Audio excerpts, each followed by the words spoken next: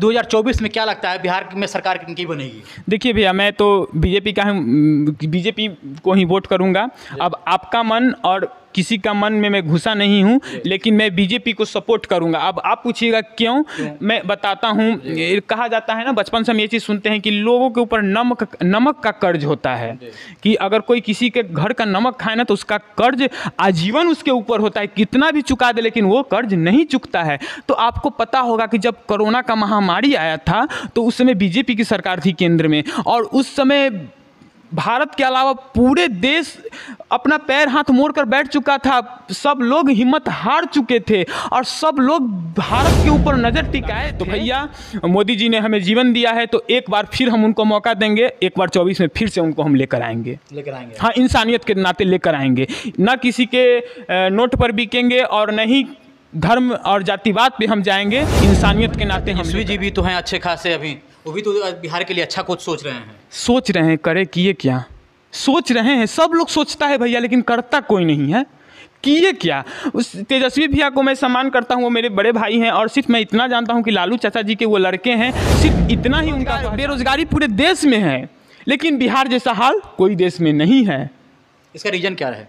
इसका रीजन यही है ना, इसका लोग कहते हैं कि अभी आप बीजेपी का सरकार नहीं है तो अभी आप सरकार से रोजगार मांग रहे हैं। बीजेपी का सरकार नहीं था, सरकार था तो क्यों नहीं मांगे? तो मैं तो ये कह रहा हूँ ना कि बिहार पे सिर्फ आप ही नहीं राज किए हो, बिहार में बीजेपी भी राज किया है, बिहार में हर पार्टियां राज की है, लेकिन किसी ने बिहार के इस बेरोजगारी को खत्म नहीं किया। तो ये टैटू का सबसे बड़ा उद्देश्य यही था, योगी आदित्य, इन तीनों भाई के माध्यम से योगी आदित्यनाथ जी तक पहुंचना और उनके माध्यम से नरेंद्र मोदी जी तक ये बात पहुंचाना कि हमारे बिहार में ये सुविधा उपलब्ध। अभी 15 दिन पहले की बात है, एक जिस्म का व्यापार चलता है स्टेशन के बाहर, वहाँ पे एक औरत को आप ही की तरह मीडिया वाले पकड़ते हैं, उनसे पूछते हैं तो वो लड़की औरत कहती है कि मेरे 3 बच्चे हैं, मेरे पति मर चुके हैं, बिहार में रोजगार का कोई साधन नहीं है, तो हम अपने बच्चे को पढ़ाने के लिए अपना जिस्म व्यापार करके अपने बच्चे को हम पढ़ाते हैं, मेरा ये शौक नहीं है।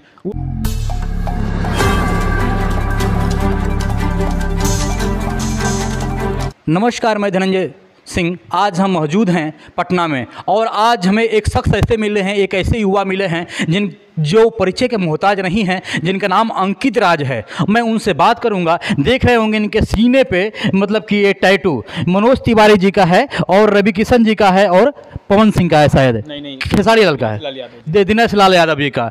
तो मैं इनसे बात करूंगा कि भाई इनका टैटू जो आप छपवाए हैं वो क्या रीजन है, टैटू क्यों बनवाए हैं इनका आप? पहले तो अंकित जी, आपका आप तक 24 में आपका स्वागत है। जी, मेरा भी आप तक 24 के सभी दर्शकों का और सभी सदस्यों का हमारा नमस्कार है। ये रीजन बताइए कि आप टैटू क्यों बनवाए हैं? भैया, ये सम्मान था इन लोगों के लिए। अभी आप देख रहे होंगे कि आए दिन भोजपुरी में बहुत सारे कलाकारों के लोग टैटू बनवा के घूम रहे थे और उनको सम्मानित कर रहे थे। तो कहीं ना कहीं मैंने ये सोचा कि ये लोग क्या बोलते हैं, ये लोग भोजपुरी को बहुत ऊपर तक लेकर गए हैं, हमारे भोजपुरी को बहुत उच्चतम स्थान दिए हैं और इनके तरफ किसी का ध्यान नहीं था। तो मैं ये टैटू बनाकर इन तीनों भाइयों को मैं सम्मान दिया हूँ और इन तीनों भाइयों के दिल में मैं उतरने का कोशिश किया हूँ। जैसे कि वो लोग, आप लोग देखते होंगे कि अलग अलग क्षेत्र से हैं, अलग अलग जात से हैं, और अलग अलग क्षेत्र और जात से होने के बावजूद भी ये लोग कभी भी जातिवाद और क्षेत्रवाद नहीं किए और हमेशा तीनों साथ में रहते हैं। ऐसा लगता है कि मतलब ये लोग एक माँ के गर्भ से पैदा हुए हों, एक सगा भाई हों। तो ये लोग राम लक्ष्मण, मैं इन तीनों भाई को राम लक्ष्मण भरत की तरह देखता हूँ। और इन तीनों को ही नहीं, मतलब मुझसे जितने भी बड़े लोग हैं, मैं सबके अंदर एक राम की छवि देखता हूँ, अपने भाई के तरह ही सबको मैं देखता हूँ। तो मैं इन तीनों भाइयों को राम लक्ष्मण भरत की तरह देखता हूँ और मैं चाहता हूँ कि ये तीनों भाई भी मुझे अपना छोटा भाई शत्रुघ्न का जगह दें और मुझे भी अपने दिल से लगाएं, मुझे भी प्यार करें और मुझे भी अपने साथ काम करने का मौका दें। आप क्या करते हैं, एक्टिंग वगैरह करते हैं क्या? हाँ भैया, मैं रील्स वगैरह बनाता हूँ, एक्टिंग वगैरह करता हूँ, लेकिन गाते होते भी हैं क्या? नहीं, गाता नहीं हूँ, एक्टिंग वगैरह करता हूँ। और मतलब एक सम्मान था, मैं इन तीनों भाइयों को मैंने टैटू बनवा कर सम्मान दिया जी। और कोई विशेष रीज़न नहीं है? नहीं, विशेष रीज़न था। विशेष रीज़न यही था कि देखिए, मैं आपको बता दूं कि मैं बिहार से हूं और ख़ास करके मेरा जन्मभूमि पटना है और मैं पटना में रहता हूं और मेरा उम्र 22 साल हो चुका है और मैंने 12th किया है और अभी ग्रेजुएशन चल रहा है। लेकिन भैया मतलब यहाँ पे कुछ लोग, कुछ पत्रकार आए जो कि मुझे राजनीति से जोड़ के हमको अपमानित किए, हमको जलील किए। वो चीज़ मुझे अच्छा नहीं लगा, क्योंकि देखिए मतलब जैसे कि देखिए, कहने का मतलब है कि एक दिन मुझे इंटरव्यू के बहाने पटना जंक्शन बुलाया गया और वहाँ से हमको लेकर आरजेडी ऑफिस के पास लेके चला गया लोग। और मैं वहाँ जाने के बाद मैं ये बोला कि भाई, मेरा राजनीति से कोई ताल्लुक़ नहीं है, मैं राजनीति नहीं करना चाहता, मैं कोई कमेंट किसी के विरोध में पास नहीं करना चाहता, आप ऐसा सवाल ना पूछे। फिर भी उनके बावजूद भी कुछ लोग वहाँ थे जो कि हमको देखकर भड़क गए और बोल रहे थे कि ये वही है जो सोशल मीडिया को घिना दिया है, सोशल मीडिया पे गंद फैला के रखा है, ये लोग नाचने गाने वाला का टैटू बना लिया है और घूम घूम कर इंटरव्यू दे रहा है। भैया, मैं माँ विंध्यवासिनी को मानता हूँ, माँ अंबिका भवानी को मानता हूँ, मैं काफ़ी दिल से मैं उनको चाहता हूँ, तो मैं उनकी कसम खा कर कह रहा हूँ आपको, मतलब मेरा रोड साइड का इंटरव्यू मात्र 3 इंटरव्यू देखे होंगे उसी दिन का। वो लोग बहाने से हमको बुलाए थे, नहीं तो आज तक मैंने 60-70 न्यूज़ वालों को इंटरव्यू दिया है, कहीं भी आउटसाइड जाके मैंने नहीं दिया है। अच्छा, एक चीज़ बताइए, कहीं ना कहीं आपका फेमस होने का तो मन नहीं था कि इन लोगों का मैं इंटरव्यू? देखिए भैया, सही ये बात पूछे, हमको काफ़ी अच्छा लगा। देखिए, आजकल आपको पता होगा कि फेमस होने का बहुत सारा जरिया है, सोशल मीडिया सबसे बड़ा जरिया है। अभी मैं इन तीनों भाइयों को सम्मान दिया हूँ टैटू बनवा कर। अगर मैं चाहता तो इन तीनों को गाली भी दे सकता था, चाहे किसी भी कलाकार को, किसी भी नेता को, किसी भी पार्टी को। और अभी तो सबसे ज़्यादा ट्रेंड चल रहा है ना कि धर्म के ऊपर लोग बोल के वायरल हो रहे हैं।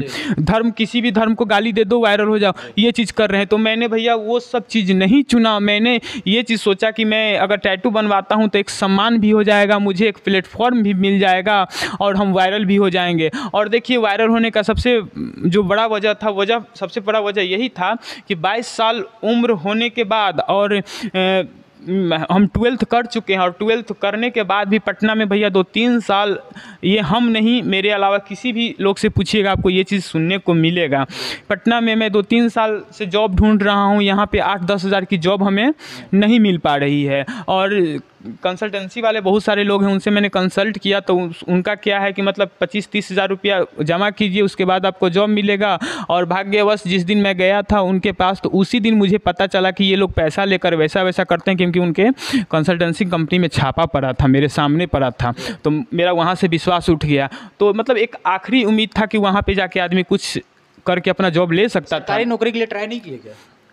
भैया, सरकारी नौकरी क्या हम आपको बताएं, बिहार की शैक्षणिक व्यवस्था क्या है जो आपको पता है। और मैं 12th कर चुका हूं। मैंने अभी बिहार पुलिस का एक फॉर्म भरा था, सिविल कोर्ट का फॉर्म भरा था, मैंने कोशिश किया, लेकिन आपको पता है कि फॉर्म भरने में भी कम से कम 2,000-3,000 की खर्च आती है। और एक मिडिल क्लास परिवार कहाँ से उतना क्या कर सकता है जो आपको पता है। ये चीज़ और यही वजह था कि मैं चाह रहा था कि मैं वायरल हूँ और कुछ करूँ। तो मैंने ये टैटू इसी कारण मैं परेशान हो गया था। और मेरे गांव वाले, घर वाले, मेरे रिश्तेदार बहुत सारे ताना मार रहे थे, कितना बड़ा हो गया, बैठ के खा रहा है, कमा नहीं रहा है। मैं इस चीज़ से परेशान हो गया था, प्रताड़ित हो गया था बहुत। अपने आप को क्या हम बोलूँ, मतलब ऐसा लग रहा था कि सुसाइड कर लूँ मैं, ऐसा कुछ मेरे मन में आ रहा था। लेकिन क्या करूँ, किससे कहने जाऊँ। और आपको पता ही है कि अगर बिहार सरकार के खिलाफ़ कुछ बोलिए, अगर उनसे कुछ रोज़गार मांगने जाइए तो कानून के जूतों के तले रौंद दिया जाता है, लाठी गिराया जाता है। ये चीज़ तो देखने योग्य है, सब लोग ये चीज़ जानते भी हैं। तो मैंने ये सब चीज़ नहीं किया, मैंने किसी से कुछ मदद नहीं मांगा। मैंने सोचा कि मैं टैटू बनवाऊंगा और वायरल जब हो जाऊंगा तो मेरा एक फेम बन जाएगा, लोग मुझे देखेंगे, सुनेंगे, तो मैं कॉमेडी वीडियो बनाऊंगा, मैं कुछ करूंगा जिससे सोशल मीडिया से अर्निंग मुझे होगा, तो मैं अपना जीवन यापन कर सकता हूँ। क्या मतलब कि इन तीनों भाइयों से मिले कि नहीं, रवि किशन जी से और मनोज तिवारी से? नहीं भैया, नहीं, अभी नहीं मिले हैं, लेकिन मुझे मिलना है। और इन तीनों, आपको पता होगा कि मतलब अब लोग, मैं राजनीति नहीं करना चाहता था और अभी मैं राजनीति नहीं करना चाहता हूँ। सिर्फ मैंने एक मकसद बनाया है, उस मुकाम तक हमको पहुंचना है। मैंने ये चीज़ सोचा है कि मैं ये तीनों भाई बीजेपी के सांसद हैं और अभी केंद्र में बीजेपी की सरकार है। तो और योगी आदित्यनाथ जी मोदी जी के बहुत ही करीबी हैं, बहुत ही चाहते हैं, आप हर जगह देखने को आपको मिलता होगा। तो मैंने ये चीज़ सोचा है और दिल से मैं ऐसा करने के लिए तैयार हूं। अगर मुझे वैसा मिले तो मैं योगी आदित्यनाथ जी से मिलना चाहता हूं और मैं इन तीनों भाइयों के माध्यम से योगी आदित्यनाथ जी से मिलूंगा और उनसे मिलकर अपने बिहार के लिए भीख मांगूंगा। क्योंकि देखिए, सहयोग मांगने जाइएगा तो बिहार के जो नेता हैं उनको तो बुरा लगेगा ना कि ये लड़का बिहार छोड़ के यूपी में गया ऐसे वैसे। तो भीख मांगना कोई गलत चीज़ नहीं है। अगर आप भीख मांगने जाओगे ना तो आपको 10 रुपया नहीं, लेकिन वहाँ पे 5 रुपया 2 रुपया कुछ ना कुछ ज़रूर मिलेगा। तो मैं योगी आदित्यनाथ महाराज जी के पास जाऊँगा, उनके पैर पे गिरा कर उनसे भीख मांगूंगा कि महाराज जी, बिहार में आपके अनुपस्थिति में आपकी भी पार्टियां बहुत साल पहले आई थी। मैंने करीब बीजेपी के साथ साथ सारी पार्टियां का सरकार बिहार में बन चुका है, लेकिन लोग आते हैं धर्मवाद, जातिवाद, दुनिया जहान हेन तेन करके चले जाते हैं, लेकिन जो बिहार की सबसे बड़ी कमजोरी है उसको लोग दूर नहीं करना चाहते हैं। मैं योगी आदित्यनाथ जी से यही कहूँगा कि महाराज जी कृपा किया जाए और मेरे बिहार को एक भीख दिया जाए। और ये चीज़ आप तो नहीं दे सकते हैं क्योंकि आप उत्तर प्रदेश के मुख्यमंत्री हैं ना, तो आपसे मैं यही रिक्वेस्ट करता हूं कि आप इसके लिए सिफारिश मोदी जी से कीजिए, क्योंकि वो अभी देश के राजा हैं और उनके ऊपर पूरे राज्य का भार है, तो वो ही कुछ कर सकते हैं। तो मैं उनसे इस चीज़ के लिए आग्रह करूँगा कि आप नरेंद्र मोदी जी से बात कीजिए, जो प्रधानमंत्री हैं उनसे बात कीजिए और हमारे बिहार को सौगात दीजिए कि कम से कम 2-4 कंपनियां वैसे बिहार में आ जाएं जिनकी शैक्षणिक योग्यता कम है, जो लेबर क्लास के लोग मारे फिरे चल रहे हैं, कम से कम उसमें काम करके अपना 10-12 हज़ार रुपया तो काम कर ही सकते हैं ना उसमें। अभी आप सोच सकते हैं कि 7-8 हज़ार रुपये के लिए लोग अपने बिहार छोड़ के, पटना छोड़ के गुजरात जाते हैं, सूरत जाते हैं, उनको आने में 3 दिन 4 दिन कष्ट होता है। रक्षाबंधन में एक भाई अपने घर लौट रहा था और रास्ते में उसकी मौत हो जाती है। उसकी बहन रक्षाबंधन के दिन इंतजार करते रह जाती है, लेकिन रक्षाबंधन के दिन आता क्या है तो उसका पार्थिव शरीर आता है। तो भैया कहीं ना कहीं 7 हज़ार रुपये के कारण ऐसी घटना हुई ना, अगर बिहार में होती तो हर पर्व, हर उत्सव, हर उमंग, हर समय अपने परिवार के लोग बिता सकता। तो हमारा देखिए बेरोजगारी पूरे देश में है, हर राज्य में है थोड़ी बहुत। बिहार सरकार से आप क्यों नहीं मांग कर रहे हैं जो आप यूपी सरकार से मांग कर रहे हैं? भैया हम बिहार सरकार से क्यों मांग करेंगे, क्योंकि नहीं, हम बता रहे हैं ना, हम टैटू जो बनवाए हैं ये लोग बीजेपी के सांसद हैं और जो हमसे पहले जो लोग बिहार सरकार से मांगने की कोशिश की है उनके ऊपर लाठी बरसाया गया, उनको कानून के जूतों के तले। आप राजनीतिक बातों को लेकर के टैटू बनवाए हैं क्या? नहीं, वही चीज़ बता रहे हैं। नहीं, टैटू तो मैं सम्मान के लिए बनवाया था, उसके बाद में राजनीति से जोड़ा गया, तो मैंने माइंड लगाया कि जब हमको राजनीति में ला दिया गया है तो इस चीज़ का हम फायदा उठाएं। किसी पार्टी का हम न समर्थन करते हैं, न हम किसी पार्टी का विरोध करते हैं। हमको बिहार में हमको सुविधा चाहिए, हमको अपने घर में, अपने राज्य में, अपने बिहार में रोजगार चाहिए ताकि हम अपने राज्य से दूसरे राज्य में ना जाएं। आपको पता है, आप बाहर जाइएगा ना तो लोग बिहारी बोलते हैं, बिहारी बोलते हैं, तो बिहारी बोलना सुनना बड़ी पाप नहीं है, लेकिन बिहारी को वो लोग ऐसे टोन में बोलते हैं ना कि आपको सुन के ना लज्जा महसूस होगा।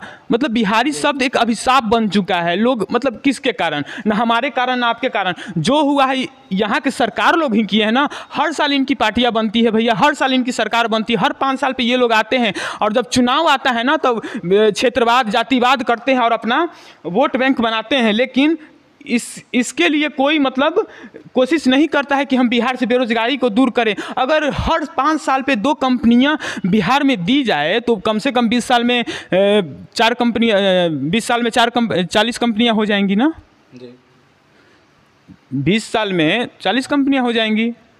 तो मतलब अगर ऐसा सोचे लोग तो मैंने यही चीज़ सोचा है कि अभी केंद्र में भी बीजेपी की सरकार है और यूपी में जो मतलब नरेंद्र मोदी जी के चहेते हैं योगी आदित्यनाथ जी, वो भी भाजपाई हैं और जो ये तीनों मेरे भाई सांसद हैं ये भी बीजेपी वाले हैं। तो कहीं ना कहीं ये लोग मुझे सपोर्ट करेंगे, मुझे वहाँ तक पहुँचाएंगे। अब देना ना देना तो उनकी बात है, लेकिन कहते हैं ना कि कोशिश करना चाहिए। तो जब हम वायरल हुए हैं तो हम विवाद नहीं करेंगे, हम राजनीति नहीं करेंगे, लेकिन कुछ वैसा करेंगे जिससे कि मेरे जैसे लोगों को, पूरे बिहारवासी को कुछ तोहफा मिले। अच्छा, एक चीज़ बताइए, राजनीति की बात आपने छेड़ ही दिया है, थोड़ा सा मैं पूछूंगा 2024 में क्या लगता है बिहार में सरकार किनकी बनेगी? देखिए भैया, मैं तो बीजेपी को ही वोट करूंगा।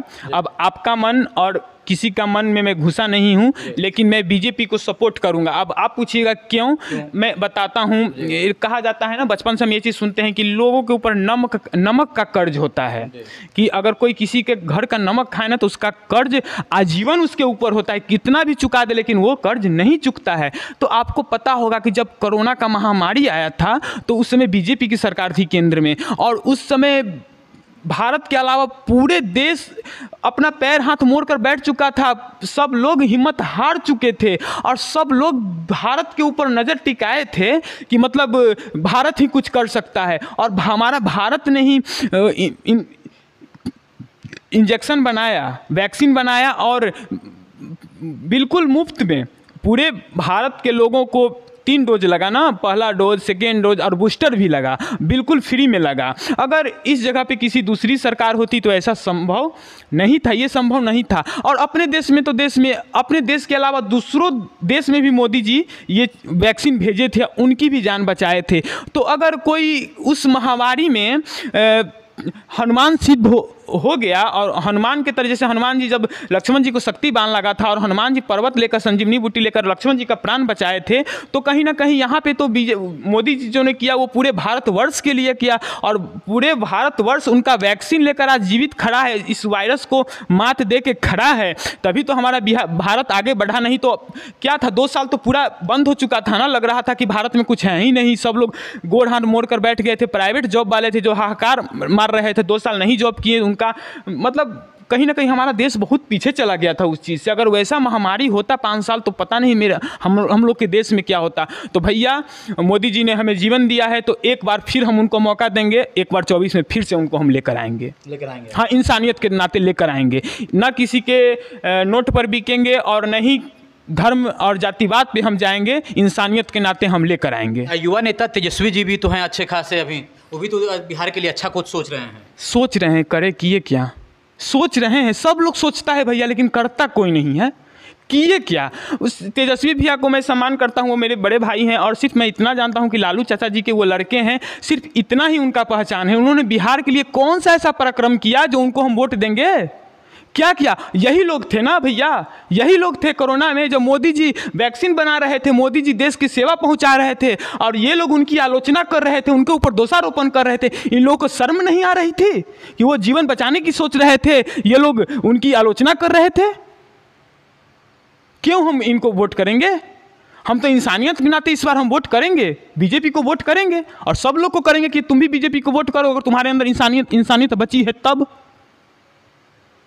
क्योंकि आप अभी बोल रहे थे कि हमको लेकर आरजेडी ऑफिस ले गया गया, आपको डर नहीं लगता है कि फिर से आपको कोई वीडियो देखेगा तो इस तरह आपको मतलब कि भैया बिना गुनाह के मेरे साथ वैसा काम किया गया था, हमको जलील किया गया था, बिना गुनाह का नहीं कुछ मैंने किया था और अभी भी मैंने कुछ नहीं बोला है। मैंने, आपने जब पूछा तो मैंने यही चीज़ बोला कि उनकी पहचान सिर्फ लालू यादव चाचा जी के लड़के से ही है, उन्होंने बिहार के लिए कोई वैसा पराक्रम नहीं किया है। अगर देखिए, कहने का मतलब है ना, सेवा भाव का जो इंसान के अंदर अगर सेवा का भाव होता है ना तो बिना पद का भी सेवा करता है। यही लोग थे ना कोरोना में, क्यों नहीं ये लोग अपनी सुविधा पहुंचाएं? बिहारवासी तक भी अपनी सुविधा क्यों नहीं पहुंचाएं ये लोग? क्या हमको पद मिलेगा तभी हम पहुंचाएंगे? अभी उसी कोरोना की बात कर रहे हैं ना, चलिए मेरे साथ, हम अपने गांव में चलते हैं, हम अपने जिला में आपको घुमाते हैं, छपरा पटना घुमाते हैं हम आपको। वैसे लोग थे ना, पढ़ने वाले बच्चे, चंदा इकट्ठा कर करके आटा आलू चावल जो लोग जरूरतमंद थे उनके घर तक लोग पहुंचाते थे। और इन लोग के पास तो प्रतिष्ठा, पद भी था, पद नहीं था क्योंकि ये सरकार नीतीश चाचा जी की थी, पद नहीं था, लेकिन ये लोग वो उतने सक्षम थे कि ये लोग कुछ वितरण कर सकते थे, कुछ सुविधा दे सकते थे, फिर भी इन्होंने ऐसा क्यों नहीं किया? क्या इंसानियत यही है? सेवा भाव अगर करना है तो बिना पद का भी किया जा सकता है। अगर दोस्त तो ये लोग को सेवा भाव का कहाँ था? ये लोग तो सिर्फ बीजेपी के ऊपर दोषारोपण करना था ना। वो भी तो कोविड के समय में बहुत सारा बेड लगवाए थे तेज प्रताप जी, और क्या था, सुविधा तो दिए थे कुछ ना कुछ, वो भी दिए थे तो जिनको मिला होगा, हमको नहीं मिला था सुविधा, हमको नहीं मिला था। मेरे परिवार के लोग तो फर्श पे ऐसे ही मर गए ना, मेरे रिलेशन के लोग ऐसे ही फर्श पे मरे गए ना, उनको बेड नहीं मिला। आज भी वो दिन याद पड़ता है तो आंख से आंसू निकलता है महाराज। उस परिवार को याद करते हैं, उस समय को याद करते हैं तो आंख से आंसू निकलता है। जब लोग रोजगार मांगने गए थे और लाठी बरसाया गया था, उनको कानून के जूतों के नीचे रौंदा गया था, उस समय अभी भी मुझे याद पड़ता है। अभी भी लगता है कि काश ऐसी बिहार में रहने से अच्छा होता कि हम इस बिहार में जन्म ही नहीं लेते। भैया बेरोजगारी पूरे देश में है, लेकिन बिहार जैसा हाल कोई देश में नहीं है। इसका रीजन क्या है? इसका रीजन यही है ना, इसका लोग कहते हैं कि अभी आप बीजेपी का सरकार नहीं है तो अभी आप सरकार से रोजगार मांग रहे हैं। बीजेपी का सरकार था तो क्यों नहीं मांगे? तो मैं तो ये कह रहा हूँ ना कि बिहार पे सिर्फ आप ही नहीं राज किए हो, बिहार में बीजेपी भी राज किया है, बिहार में हर पार्टियां राज की है, लेकिन किसी ने बिहार के इस बेरोजगारी को खत्म नहीं किया। तो मुझे किसी से कुछ नहीं चाहिए, कोई भी पार्टी हो, कोई भी नेता हो, इस बेरोजगारी को खत्म कीजिए। आजीवन आपके घर में मैं नौकर बन के आपका गुलाम बन के मैं रहूँगा। ये उपकार आप हमारे बिहार पे कर दीजिए, हम बेरोजगारों पे कर दीजिए। आपके घर में, आपके परिवार में मैं नौकर बन के पूरा कहिएगा अपने परिवार को लगा दूंगा आपकी सेवा में। अगर कोई है ऐसा कर दे। ये लोग तो आते हैं सिर्फ जातिवाद के नाम पे जातिवाद फैलाते हैं, धर्मवाद फैलाते हैं, वोट बनाते हैं, वोट लेते हैं और जीतते हैं तो अपने कुर्सी पे बैठ जाते हैं और हारते हैं तो मुंह छिपा के भाग जाते हैं। हर प्रत्येक 5 वर्ष पे यही तो होता है ना बिहार में। क्या होता है? तो ये टैटू का सबसे बड़ा उद्देश्य यही था, योगी आदित्य, इन तीनों भाई के माध्यम से योगी आदित्यनाथ जी तक पहुंचना और उनके माध्यम से नरेंद्र मोदी जी तक ये बात पहुंचाना कि हमारे बिहार में ये सुविधा उपलब्ध करवाई जाए। आप ये कोशिश किए कि नहीं तीनों भाई से मिलने का? कभी कोशिश किए लेकिन कहते हैं ना कि अब जब होगा मिलना तभी मिल पाएंगे ना। मैं आग्रह करूंगा और मेरे चैनल पे माननीय मनोज तिवारी जी का भी इंटरव्यू है और कहीं मेरे चैनल के माध्यम से अगर देख रहे होंगे इन युवा के दिल की पुकार, तो ज़रूर आप इनको एक बार मिलने का मौका दीजिए और इनके दिल के भावनाओं का। जी, वो लोग हमसे मिले या ना मिले जी, लेकिन बिहार से इस बेरोजगारी को दूर कर दे और हमें कुछ नहीं चाहिए। देख रहे हैं कि भावुक हो गए हैं पूरा, मतलब कि दिल से भावुक होकर के इनका आवाज़ निकल रहा है। पटना में रहते हैं, अभी 15 दिन पहले की बात है, एक जिस्म का व्यापार चलता है स्टेशन के बाहर। वहाँ पे एक औरत को आप ही की तरह मीडिया वाले पकड़ते हैं, उनसे पूछते हैं तो वो लड़की औरत कहती है कि मेरे 3 बच्चे हैं, मेरे पति मर चुके हैं, बिहार में रोजगार का कोई साधन नहीं है, तो हम अपने बच्चे को पढ़ाने के लिए अपना जिस्म व्यापार करके अपने बच्चे को हम पढ़ाते हैं, मेरा ये शौक़ नहीं है। वो कहती है, और उनकी उम्र 55 साल हो चुकी है। वो बोली कि ये सब करने का तो मेरा उम्र ख़त्म हो चुका है। अगर शौक़ होता तो शौक़ भी होता है, 25-30 साल तक का उमंग होता है ये सब चीज़ करने का। अगर मैं अभी इस उम्र में कर रही हूँ तो कहीं ना कहीं मेरा मजबूरी है। मैंने उस इंटरव्यू को देखा और उस दिन काफ़ी रोया था। अभी जिस लड़की का आप इंटरव्यू लिए थे, रेनू नाम है इसका, ये अनपढ़ लड़की है, पढ़ी लिखी लड़की नहीं। इसकी शादी 10 साल की उम्र में हुई थी और 15 साल की उम्र में ये माँ बन गई थी। इसके 2 बच्चे हैं। ये अपने बच्चे को पढ़ाती है। ये पाइप की किसी कंपनी में काम करती थी। इसको डंडा मार के काम करवाया जाता था। इससे मतलब देख रहे हैं शरीर की कितनी दुबली पतली है, इससे काम नहीं होता था। इंजेक्शन लेकर ये 12 घंटा काम करती थी और 8,000 का महीना लेकर अपने बच्चे को पढ़ाती थी। आज भी अपने बच्चे को हॉस्टल में रख के पढ़ाती है। आखिर भैया बेरोजगारी है तभी तो। अभी इस लाइन में जहाँ पे खड़े हैं ना, अभी 1 घंटा बाद आप यहाँ पे आइएगा, हम एक लड़की को दिखाएंगे आपको। मेरी लगभग 20-25 साल की लड़की है। वो ई रिक्शा चलाती है और अपने माँ को बगल में बैठाती है। जिस दिन मैं उसके ई रिक्शा पे बैठा और उससे पूछा तो वो बोली कि भैया क्या किया जाए, मैं अपने माँ को साथ में लेकर चलती हूँ कि मेरे रिक्शे पे कोई लड़का मेरे बगल में बैठे तो हमको टच ना करे और मेरे ऊपर गलत कमेंट ना करे, इस कारण मैं अपने माँ को लेकर चलती हूँ। और मेरे पिताजी नहीं हैं, इस कारण मैं रिक्शा चलाती हूँ। क्या भैया, क्या मजबूरी थी उनकी? क्या इस पर किसी का ध्यान नहीं जाता? बिल्कुल, इनकी बार बार आंसू पोंछ रहे हैं और पूरे भावुक हो गए हैं और भावुक होकर दिल की इनकी आवाज़ को सुन रहे हैं आप लोग।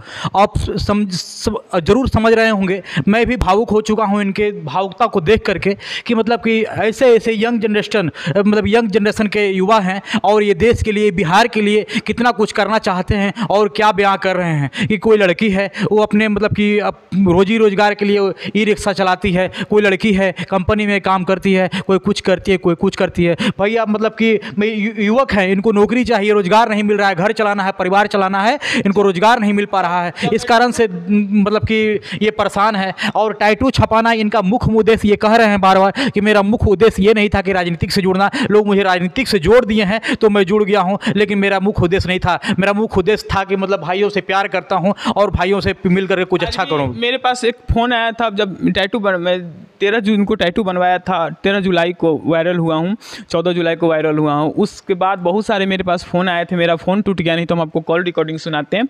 हमको ऐसा बोला गया ना कि आप टैटू मिटवा लो, मैं तुमको 2.5 लाख रुपया दूंगा, मैं तुमको बिहार के गवर्नमेंट आवास के अंदर तुमको जॉब दिलवाऊंगा, तुम बिहार सरकार का, तुमको तुम्हारे बोलने की शैली बढ़िया है, तुम्हारे अंदर कॉन्फिडेंस है, तुम बहुत आगे जाओगे, तुम किसी एक पार्टी से जुड़ जाओ, तुम्हारा जीवन दशा हम बदल देंगे, आजीवन तुम्हारे साथ में रहेंगे। लेकिन भैया मैंने टैटू बनवाया और मैं इस टैटू को मिटवा लूँ और आपके साथ जुड़ जाऊँ और मैं तो राज करूँगा, लेकिन मेरे जैसे और लोग हैं उनका क्या होगा? क्या आप सबको उस गवर्नमेंट आवास के अंदर जॉब दोगे? नहीं दोगे ना। तो हमको वैसा नहीं चाहिए, हमको चाहिए कि हम 2 रुपया ही कमाएं, मेरे साथ सब लोग कमाएं। अच्छा, एक चीज़ बताइए, भावुक नहीं होना है। और एक चीज़ बताइए, अभी आप रील्स वगैरह बना के कितना कमा लेते हैं लमसम? एक बात भैया मैं क्या बोलूँ, अब बोले हैं भावुक नहीं होना, लेकिन मुझे मेरे अंदर से वो चीज़ आ ही जाएगी। मैं रील्स बनाता था, मेरे पेज का फॉलोवर 27,000 फॉलोवर से अच्छा खासा व्यूज जाता था। मेरे पेज के ऊपर रिपोर्ट मारा गया, मेरे पेज का ग्रोथ रनिंग कम हो गया, ग्रोथ कम हो गया। मेरे चैनल का 17,000 सब्सक्राइबर थे, मेरा चैनल कहाँ चला गया, जो मेरे चैनल का कुछ पता नहीं चल पा रहा है। ये टैटू बनवाने के बाद ये सब हुआ है। देखिए, ये कहीं ना कहीं ये अपने पेट के लिए हर एक इंसान मेहनत करता है, और युवा जनरेशन के ये हैं, और इनको सपोर्ट करने की ज़रूरत है। और जितने भी हमारे व्यूअर्स देख रहे हैं, इनको सपोर्ट कीजिए, इनको वीडियो को देखिए और इनके रील्स को देखिए, और इनके साथ मतलब सपोर्ट में खड़ा होइए इन युवाओं को, ताकि ये लोग अच्छे से जी पाएँ, किसी का ताना नहीं सुन पाएँ और अच्छे से जीवन यापन कर सके। शायद इनके भविष्य अभी नौकरी नहीं है, लेकिन बिहार सरकार भविष्य में नौकरी लाएगी, कहीं ना कहीं इनका भी जॉब होगा, तो अच्छे जगह पे सेटल हो जाएंगे, इनका ये सोचना है। लेकिन तब तक के लिए रील्स वगैरह बनाते हैं, कॉमेडी वगैरह करते हैं, तो उनको सपोर्ट कीजिए ताकि ये जी खा सके अच्छे से। और लास्ट में आप जाते जाते सभी व्यूअर्स को क्या कहना चाहेंगे? मैं सभी व्यूअर्स से यही कहना चाहूँगा कि मुझे आप सभी का आशीर्वाद चाहिए, और मुझे कुछ नहीं चाहिए। आप लोग निस्वार्थ भाव से, बिना पक्ष विपक्ष, बिना धर्मवाद, बिना जातिवाद के, कोई भी सरकार हो, हर सरकार से बिहार की बेरोजगारी के लिए बात कीजिए। जैसे आप लोग बिहार की विशेष राज्य की दर्जा की मांग करते हैं, तो किस आधार पे आप लोग विशेष राज्य की दर्जा की मांग करते हैं? जब आपका बिहार रोजगारहीन है, तो फिर आपको विशेष राज्य का दर्जा कैसे मिलेगा? अपने बिहार के गौरव को बनाना है, अपने बिहार को और मजबूत बनाना है, आप इसका प्रयत्न कीजिए। कोई भी पार्टी हो, कोई भी नेता हो, मुझे किसी से कोई मतलब नहीं, बस मुझे बिहार की बेरोजगारी दूर चाहिए और बिहार की हालात सही चाहिए, ताकि कहीं भी जाए बिहारी तो उनका सम्मान हो और कलेजा ठोक कर छाती पे मुक्का मार के कह सके कि मैं बिहारी हूँ। धन्यवाद। और एक चीज़ बताइए, किन्हीं तीनों आदमी में से किन्हीं का एक डायलॉग बोल सकते हैं क्या? हाँ, रवि किशन जी का एक डायलॉग है, बोल दीजिए। जिंदगी झंडवा फिर भी घमंडवा। वो डायलॉग कुछ लोग निगेटिव देखते हैं, लेकिन मैं उसको पॉजिटिव देखता हूँ, क्योंकि वो डायलॉग से मुझे एक चीज़ सीखने को मिलता है। एक्चुअली इनके आवाज़ में इतनी भावुकता आ गई है, शायद मैं ये चीज़ 2 मिनट पहले पूछ लिया होता तो शायद वो अच्छे से बोल पाते, लेकिन अभी थोड़ा सा एकदम भावुक हो चुके हैं, और दिल से और रूह से, आँखों से भी आंसू निकल रही थी, देख रहे हैं आप, अच्छे से बोल नहीं पा रहे हैं। खैर, एक बार सुना ही दीजिए ताकि दर्शक सुनना चाहती है, दिल से एकदम बोलिए। जिंदगी झंडवा फिर भी घमंडवा। इस डायलॉग से मुझे ये चीज़ सीखने को मिलता है कि उनका ये डायलॉग है कि ज़िंदगी झंडवा फिर भी घमंडवा। कहने का मतलब कि मैं अभी कुछ नहीं कर रहा, मेरा जीवन बिल्कुल व्यर्थ है।